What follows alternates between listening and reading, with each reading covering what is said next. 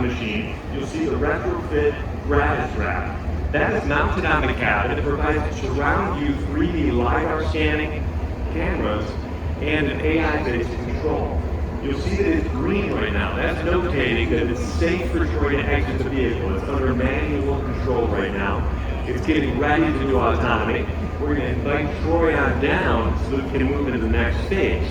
Now, everything's going to be controlled with what's called Slate. It's Gravis Robotics tablet-based interface. So I'll grab this tablet here so that I can pass it off to my man Troy as he makes his way down. Let's give a quick round of applause for Troy for helping us out here. There he is. Calm down. Now, as he makes his way down, I'll explain how this is going to work.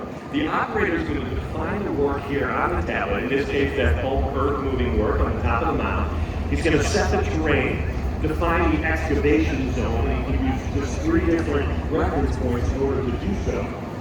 And then the system is actually going to build the work plan automatically.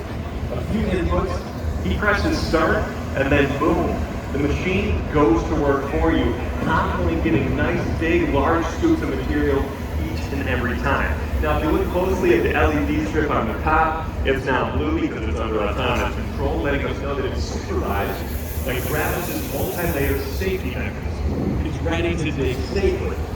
Now, the autonomous equipment is truly in action. Look at that. No operator, no remote control. The excavator continuously scanning and adjusting in real time, reading the material, optimizing each one of those bucket passes, and placing the dirt exactly where it needs to go. Now look at how Gravis' display up on the screen there makes that autonomous excavation very easy to understand. If you look on the left-hand side, first you'll see that 3D view. That's a bird's-eye model of the excavator and the surrounding terrain in real time by the machine's onboard sensors. The colors you see represent the height difference between the current surface and the target, so you know exactly what needs to be moved. Then on the right-hand side there, you're going to see what's called the cut view, which gives you that side profile, showing the current ground level against the target depth so you can track digging progress in real time, right? No over-digging, no pace guessing, no wasted effort.